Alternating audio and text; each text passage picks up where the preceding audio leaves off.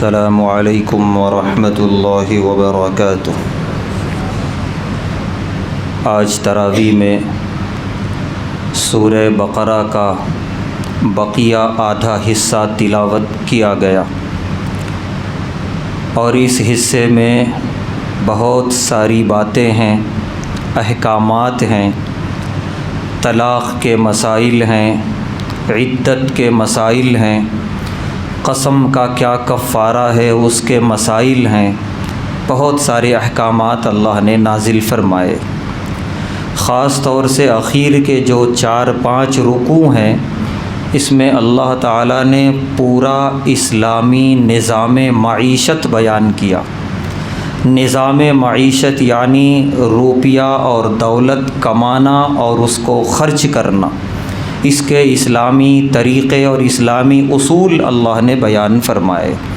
اور تعجب خیز بات یہ ہے کہ دنیا میں پہلے آدمی کماتا ہے پھر خرچ کرتا ہے، لیکن اللہ نے قرآن میں پہلے خرچ کرنے کا طریقہ بتایا، بعد میں کمانے کے احکامات بیان کیے۔ وجہ یہ ہے کہ آدمی کما لے گا، وہ تو اللہ کا وعدہ ہے، تم تھوڑی بہت حرکت کرو ہم تمہیں رزق دیں گے، کما لے گا، لیکن اصل کمال ہے صحیح خرچ کرنا۔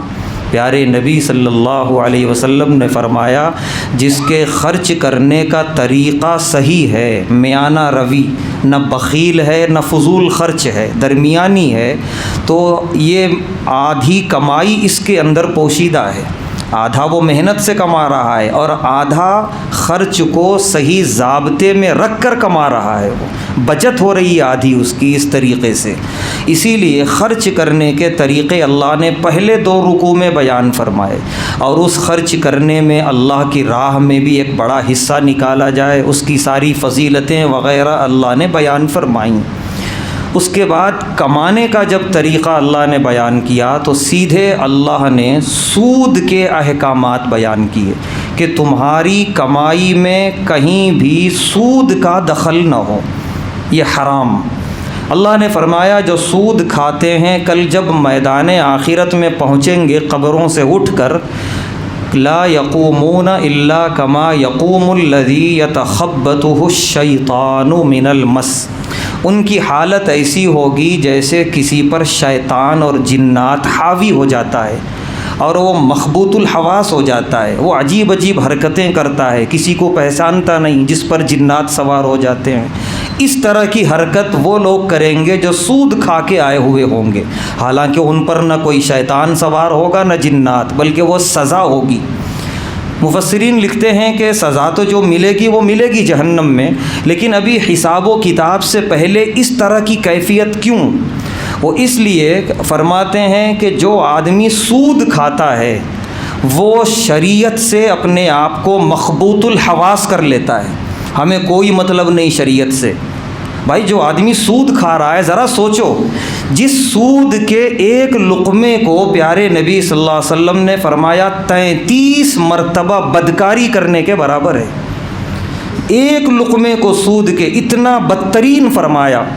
جس سود کھانے والوں کو اللہ نے سورہ بقرہ میں فرمایا وہ اللہ اور اس کے رسول سے اعلان جنگ کر رہے ہیں، اتنی سخت ترین وعید ہونے کے باوجود بھی سود کھا رہا ہے، مطلب قرآن حدیث سے کوئی مطلب نہیں ہے، مخبوط الحواس اپنی منمانی زندگی گزار رہا ہے، اسی وجہ سے اس کو یہ سزا ملے گی۔ مخبوط الحواس، دنیا میں شریعت کو نہیں پہچانا، آخرت میں اپنے آپ کو نہیں پہچان پائے گا، کسی کو نہیں پہچان پائے گا، یہ سزا۔ آگے اللہ نے فرمایا سود سے بچو، صدقات کی عادت ڈالو، یمحق اللہ الربا ویربی الصدقات، سود کو اللہ مٹاتے ہیں، بے برکت بناتے ہیں، صدقات کو اللہ بڑھاتے ہیں، بابرکت بناتے ہیں، اسی لیے سود سے بچو، صدقات کی طرف جاؤ۔ اللہ نے یہ جو پورا جو نظام معیشت بنایا ہے دنیا میں، یہ اللہ کی تقسیم ہے، اللہ کے حکم سے یہ پوری دولت گھوم رہی ہے پوری دنیا کے ہر انسان کے پاس۔ جتنے حلال طریقے اللہ نے کمانے اور خرچ کرنے کے بتائے ہیں، یہ سارے طریقے اس دولت کو گھماتے ہیں، ہر ایک کے پاس یہ دولت پہنچتی ہے، کیا مالدار کیا غریب، یہ پوری چین ہے۔ اور صدقات اس میں اور اضافہ کرتا ہے، اس چین کو اور تیزی سے چلاتا ہے، دوڑاتا ہے۔ اس چین کو روکنے والی چیز ہے سود۔ سیدھے دولت جو ہے ایک طرف جمع ہونا شروع ہوتی ہے دولت مندوں کے پاس، سود خوروں کے پاس، اور غریب بیچارہ اور غریب ہوتا چلا جاتا ہے۔ یہ گھومتی اور چلتی ہوئی چین رکنے لگتی ہے۔ اسی لیے جو آدمی سود کھا رہا ہے اسے نہیں معلوم کہ یہ نہ جانے کتنوں کا حق تھا اس پیسے پہ، نہ جانے کتنے غریبوں کے پاس سے اس دولت کو گزرنا تھا، سود کے ذریعے اس نے روک کے اپنی تجوری میں جمع کر لیا۔ ایک لقمہ کتنے غریبوں کا حق اس سے متعلق ہے۔ اسی لیے پیارے نبی صلی اللہ علیہ وسلم نے فرمایا ایک درہم سود کا کم سے کم 33 مرتبہ بدکاری کے برابر ہے۔ ہر حال میں اپنے آپ کو سود سے بچائیں۔ بدترین ہے جس گھر میں سود کے پیسے آتے ہیں اس گھر سے برکت جاتی ہے، نحوستیں آتی ہیں، بڑی بڑی بیماریاں آتی ہیں، حادثات آتے ہیں، اس گھر کے اندر محبتیں ختم ہوتی ہیں، اختلافات ہوتے ہیں۔ یہ سب نحوست ہے اس سود کی۔ اسی لیے جب آیت نازل ہوئی یہ سود کی، صحابہ نے فرمایا کہ ہمارے پاس اتنی طاقت نہیں، ہم اس لائق نہیں ہم اللہ اور اس سے رسول سے اعلان جنگ کریں، ہم تو سود سے ہمیشہ کے لیے توبہ کرتے ہیں۔